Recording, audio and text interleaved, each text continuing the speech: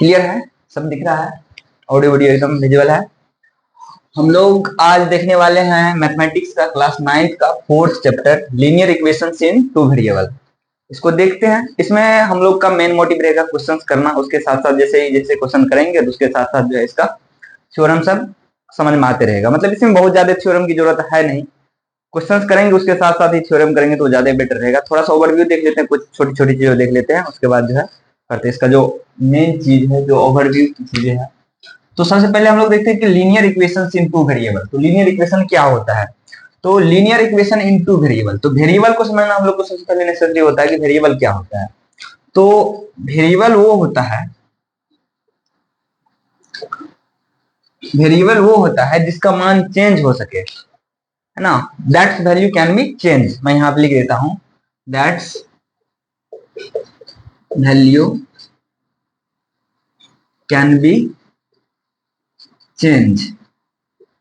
जिसका value change हो सकता है उसको वेरिएबल कहते हैं, और जिसका वैल्यू चेंज नहीं हो सकता उसको नॉन वेरिएबल कहते हैं। बाद में आएंगे नॉन वेरिएबल पे, अभी हम लोग वेरिएबल पा रहे हैं। फॉर एग्जांपल के लिए अगर बात करें हम लोग, तो ए बी सी से लेकर यहाँ तक, ये अल्फाबेटिकल जितने भी है जेड तक, ये क्या हो जाएगा, ये हमारा वेरिएबल हो जाएगा। वेरिएबल इसलिए कि इसका वैल्यू चेंज हो जा रहा है। जैसे कि अगर मैं यहाँ पे बात करूं, इसमें तो एक्स वाई जेड भी आ जाएगा, एक्स वाई जेड ये सब। तो अगर मैं यहाँ पे लिख रहा हूँ 4x, तो 4x का मतलब ये हो गया कि यहाँ पे इसका वैल्यू जो है अभी 4 के साथ है, ये 4x है। अब इसी x को मैं लिख दूं 5x, ये इसका वैल्यू चेंज हो गया, ये 5x, मतलब इसका वैल्यू चेंज हो रहा है ना। तो ये हमारा हो जाएगा वेरिएबल। अगर दूसरी साइड बात करें नॉन वेरिएबल की, तो जिसकी वैल्यू चेंज ना हो सके उसे क्या कहते हैं, उसे नॉन वेरिएबल कहते हैं। ठीक है, तो यहाँ पे हमारा आ जाएगा सेकेंड में नॉन वेरिएबल। नॉन वेरिएबल जानना बहुत जरूरी है, क्योंकि हम लोग का लीनियर इक्वेशन इनटू वेरिएबल है। नॉन वेरिएबल क्या होता है कि व्हिच वैल्यू या that's value, which value can not be change,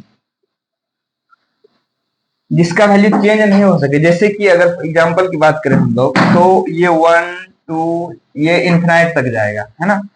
1 2 3 और ये इनफिनाइट तक जाएगा, क्योंकि 1 2 3 4 5 6 7 जितने भी है इसका वैल्यू कभी चेंज नहीं होता है। जो ये सभी किस में आ जाएगा, नॉन वेरिएबल में आ जाएगा। और वेरिएबल वो होता है जिसका वैल्यू चेंज होता है। ठीक है, तो आगे हम लोग अब इसको इरेज करते हैं। Pause the video. वेरिएबल और नॉन वेरिएबल को बखूबी समझ लिए हैं, क्या होता है वेरिएबल, क्या होता है नॉन वेरिएबल। ठीक है, अब अगर हम लोग यहाँ पे आए, हम लोग का जो चैप्टर नेम है उस पे आए, linear equation in two variable, linear equation in two variable. तो हम लोग जैसे सबसे पहले समझ लेते हैं कि अच्छा, इतना तो मुझे पता चल गया कि ये कोई इक्वेशन होगा। अच्छा, इक्वेशन क्या होता है, जिसमें ये इक्वल टू का साइन लगा देते हैं उसे इक्वेशन कहते हैं। जैसे अगर हम मैं यहाँ पे लिख दूं कि 5 + 4 = 9, तो आप इसको इक्वेशन कह सकते हैं, आप इसको इक्वेशन कह सकते हैं, इसको इक्वेशन कहा जा सकता है। जहां पे ये इक्वल टू का साइन रहे, इक्वल टू का साइन रहे, आप उसको इक्वेशन कह देंगे। ठीक है, लेकिन हमें यहाँ पे बोल रहे हैं कि लीनियर इक्वेशन है टू वेरिएबल। तो हम लोग को पता चल गया है कि अच्छा इसमें दो वेरिएबल आने वाले हैं, इसमें दो वेरिएबल आने वाले हैं। तो फॉर एग्जाम्पल अगर मैं यहाँ पे बात करूं 5x, ये एक वेरिएबल हो गया। अगर मैं यहाँ पे बोल दूं 6y = 9, तो आप यहाँ पे देख रहे हैं कि एक जो हमारा वेरिएबल x है और एक वेरिएबल मेरा y है, क्योंकि अभी हम जस्ट बताया है कि वेरिएबल वो होता है जिसका वैल्यू चेंज हो जाता है। जैसे कि ये x और y जो है हमारा क्या हो जाएगा, वेरिएबल हो जाएगा। मतलब यहाँ पे दो वेरिएबल है। तो ये तो लीनियर इक्वेशन। अब लीनियर इक्वेशन कैसे समझे, linear equation in two variable. अच्छा, जैसे यहाँ पे अगर मैं बात करूं, यहाँ पे पावर अगर मैं इस तरह से लिख दूं 5x² + 6y = 9, तो यहाँ पे ये लीनियर इक्वेशन नहीं होगा, ये linear not a linear equation, not a linear equation. क्योंकि लीनियर इक्वेशन के लिए यहाँ पे ये जो पावर है, ये जो डिग्री होता है, आप लोग पॉलिनोमियल चैप्टर में पढ़े होंगे डिग्री क्या होता है।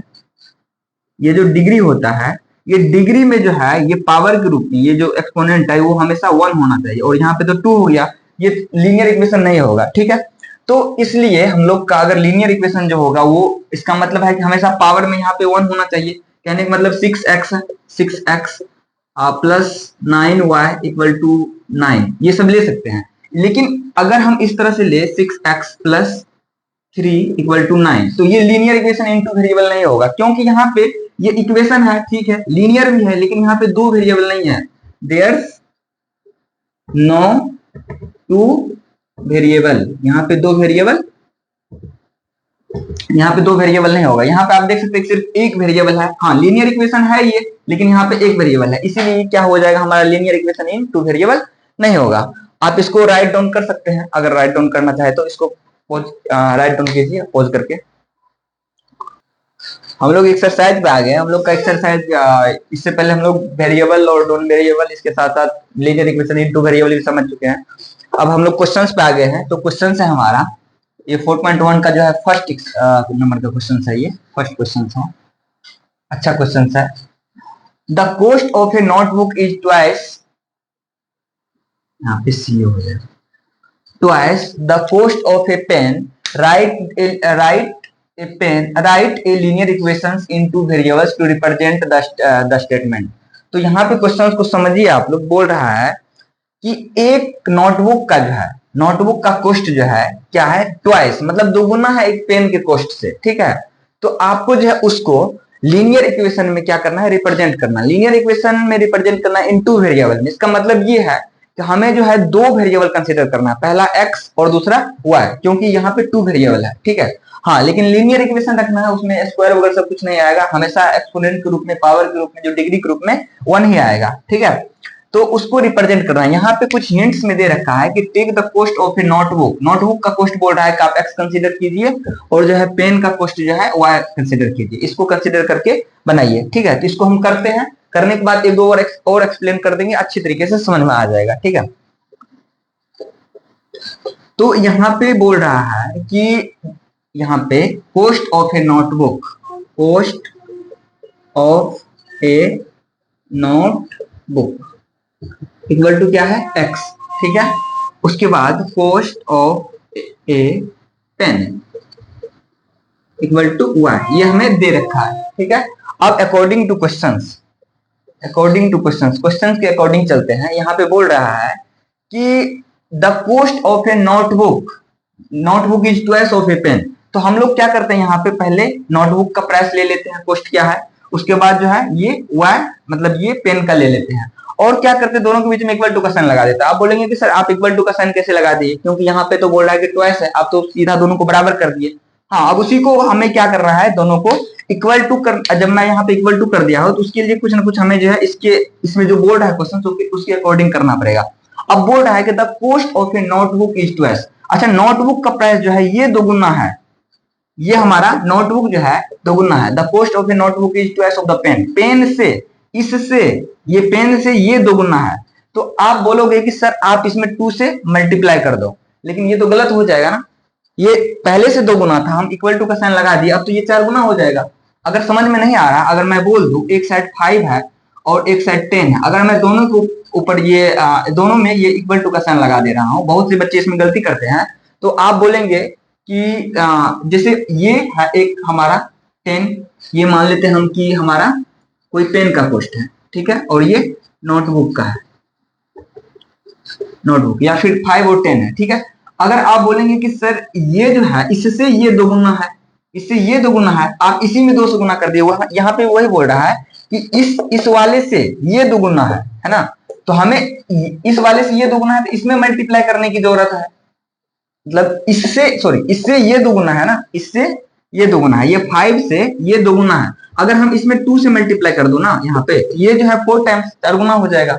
तो इसीलिए बराबर का साइन है तो इसमें 2 से गुना करने की जरूरत है। सेम टू सेम वही चीजें है, हमें यहाँ पे कौन सा है 2 गुना, इसमें हमारा ये जो है 2 गुना है तो इसमें मल्टीप्लाई करने की जरूरत है। The cost of a notebook is twice, यानी कि ये 2 गुना है तो हमें इसमें मल्टीप्लाई करने की जरूरत है। x इक्वल टू क्या हो जाएगा, 2y हो जाएगा, और ये हमारा जो है इक्वेशन, अगर आप इसको और आगे फर्दर सोल्व करना चाहते हैं तो ये हो जाएगा x minus 2y equal to 0। इसको इस तरह से भी आप लिख सकते हैं इस 2 वेरिएबल में। यहाँ पे एक दो बार आप इसको समझिए कि कौन सा 2 गुना है, जो पहले से 2 गुना है, अगर आप इसके साइड में 2 से मल्टीप्लाई करेंगे तब तो बराबर होगा ना, आप जो पहले से ऑलरेडी 2 गुना है उसमें 2 से गुना कर देंगे तो फिर 4 गुना हो जाएगा ना, वो मतलब आंसर हमारा गलत आ जाएगा ना, इसलिए इसका ये हो जाएगा पूरा सॉल्यूशन। आप इसको 2-4 बार देखिए, समझिए, पॉज करके आ जाएगा समझ में।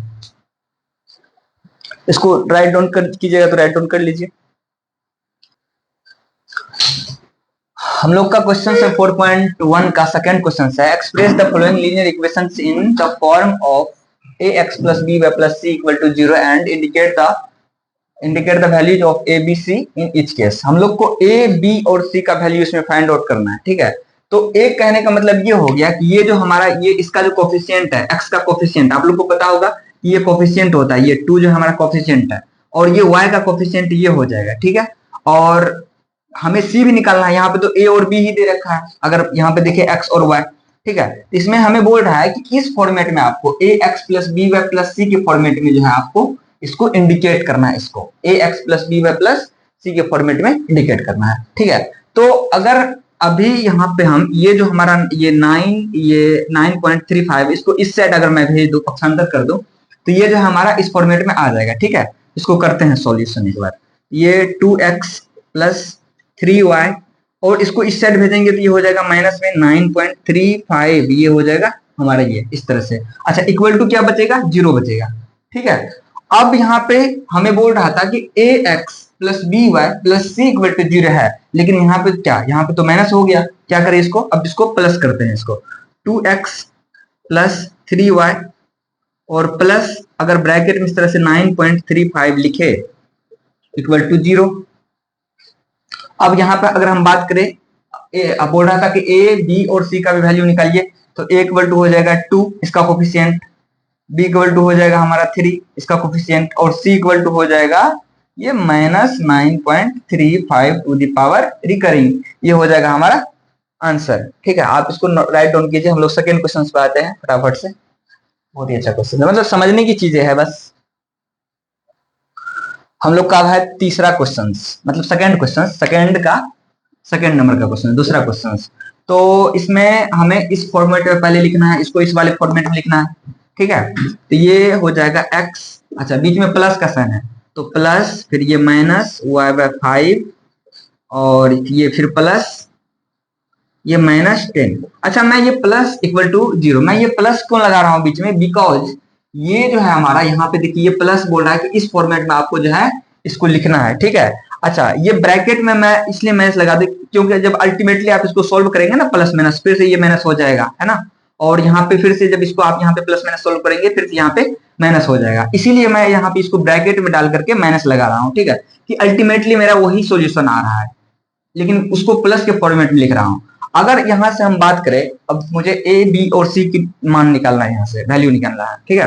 तो यहाँ पे x का कोफिशिएंट कितना हो जाएगा, 1, नहीं पूछा है तो 1 हो जाएगा, तो a इक्वल टू कितना हो जाएगा हमारा 1, a इक्वल टू 1। अच्छा, b इक्वल टू कितना हो जाएगा, b इक्वल टू हो जाएगा हमारा 1/5। अच्छा, 1/5 क्यों हो जाएगा, क्योंकि आप देखिए इसको यहाँ पे ये माइनस सॉरी ये माइनस हो जाएगा, क्या हो जाएगा, माइनस 1/5 हो जाएगा यहाँ पे b का मान। अच्छा, माइनस क्यों हो गया, क्योंकि यहाँ पे आप देख सकते हैं कि ये y माइनस y/5 है ना, तो यहाँ पे नहीं कुछ है तो यहाँ पे 1 है। अब देखिए ये जो है ये तो आपका जो ये 1/5 जो है ये इसका कोफिशिएंट है, 1/5 देखिए कोफिशिएंट के रूप में है, इसीलिए इसका ये माइनस 1/5 हो जाएगा। अगर c की वैल्यू निकाले जस्ट उसी टाइप से, यहाँ पे हो जाएगा -10, इसका ये आंसर हो जाएगा। ये यहाँ पे आप लोग कंफ्यूज करेंगे, कंफ्यूज नहीं करना है, यहाँ पे जो है ये माइनस में 1/5, क्योंकि ये यहाँ पे नहीं कुछ है तो 1 है, 1 आप लगा सकते हैं, सिंपली 1 से मल्टीप्लाई करेंगे तो कोई फर्क नहीं पड़ता, एज इट इज रह जाता है, ठीक है। ये 1/5 हो जाएगा, ठीक है। अब हम लोग थर्ड क्वेश्चन पे आते हैं। थर्ड क्वेश्चन, हाँ यहाँ पे ये 6 है, तो इसको क्या करना है, इस वाले फॉर्मेट में फिर से इसको लिखना है, 0 करना होगा, ये हो जाएगा -2x, फिर यहाँ पे +3y, और ये फिर इस साइड इसको जब लाऊंगा तो ये हो जाएगा -6 equal to 0, because as you know already that when we change the sides, that sign of is totally change, I mean जब ये प्लस में रहेगा तो क्या हो जाएगा, ये माइनस बन जाएगा, जब यहाँ पे माइनस रहेगा तो ये क्या हो जाएगा, प्लस हो जाएगा, ठीक है। तो यहाँ पे इसलिए ये माइनस में आ गया है, ठीक है। अब इसको जो है उस वाले फॉर्मेट में लिखना है, ठीक है। तो यहाँ पे तो ये माइनस में लगा हुआ है, तो आप इसको क्या, ये -2x प्लस 3y और प्लस ये -6 हो जाएगा इक्वल टू 6 हो जाएगा, ठीक है। अब हम लोग को ए बी सी का मान निकालना है, ए इक्वल टू हो जाएगा, ये तो ब्रैकेट में आप इस तरह से इसको लिख सकते थे, खैर प्लस कोई फर्क नहीं पड़ता है, तो ये हो जाएगा -2, बी इक्वल टू हो जाएगा हमारा 3 और c इक्वल टू हो जाएगा -6, ये हो जाएगा। बहुत ही बेसिक चीजें हैं। अब यहाँ पे 4th नंबर का क्वेश्चन, इसमें आप बोलोगे कि सर यहाँ पे तो x और y का मान दे रखा है और z आई मीन की c का तो वैल्यू दे ही नहीं रखा है, इसका कैसे करें? तो इसको देखिए कैसे करेंगे आप लोग। ये x माइनस 3y और प्लस 0 z इक्वल टू 0 लिख सकते हैं इसको। हाँ, आसानी से लिख सकते हैं, क्योंकि जब इसको मल्टीप्लाई करेंगे, ये इसको मल्टीप्लाई करेंगे तो ये 0 आ जाएगा। 0 का मतलब ये कुछ नहीं रह जाएगा, मतलब ये सेम टू सेम रह जाएगा। पहले आप ये देखिए कि आप इसको जो है साइड चेंज किए तो इस वाले फॉर्मेट में इसको ले आए, मतलब x माइनस 3y है ना। अच्छा, पहले एक बार हम इसको एक स्टेप और कर देते हैं, समझ में आ जाएगा अच्छी तरीके से। एक स्टेप और बढ़ा देते हैं इसका, ये हो जाएगा हमारा x minus 3y equal to 0। यहां तक समझ में आ गई, क्योंकि इसको जब हम इस साइड लाएंगे, साइड चेंज करेंगे तो वहां पे कुछ नहीं बचेगा, उसको 0 कर सकते हैं। ठीक है, अब क्या है कि यहाँ पे x माइनस 3y और प्लस 0 z इक्वल टू 0, क्योंकि इसका तो कोई वैल्यू नहीं रह जाएगा, ये अल्टीमेटली 0 वही बनेगा। तो 0 ऐड करने से, सब्ट्रैक्ट करने से कोई फर्क नहीं पड़ता। हाँ, मल्टीप्लीकेशन अगर समय फर्क पड़ जाता है, मल्टीप्लीकेशन करने पे टोटली 0 हो जाता है, डिवाइड करने पे भी इनफिनाइट हो जाता है, लेकिन यहाँ पे ऐड करने पे कोई फर्क नहीं पड़ेगा। अब क्या है कि हमारा ये x, उसके बाद जो है ये प्लस, ये माइनस का हो जाएगा इस ब्रैकेट में 3y plus 0z equal to 0। अब आसानी से हम लोग फाइंड आउट कर सकते हैं। Here will be the value of a will be 1 because of the coefficient, यहाँ पे कोफिशिएंट 1 है। और b की बात करें तो यहाँ पे हो जाएगा -3, क्योंकि -3 है। और c की बात करें तो c हो जाएगा हमारा 0। This will be your answers. I hope कि ये बहुत अच्छे तरीके से क्लियर हो गया होगा, इसमें कुछ खास समझने की चीजें है नहीं। स्टार्ट है। हम लोग रेस्ट 4 क्वेश्चन तक देख लिए थे। अब जो है हम लोग सेकंड नंबर का जो है ये 5th 6th 7th और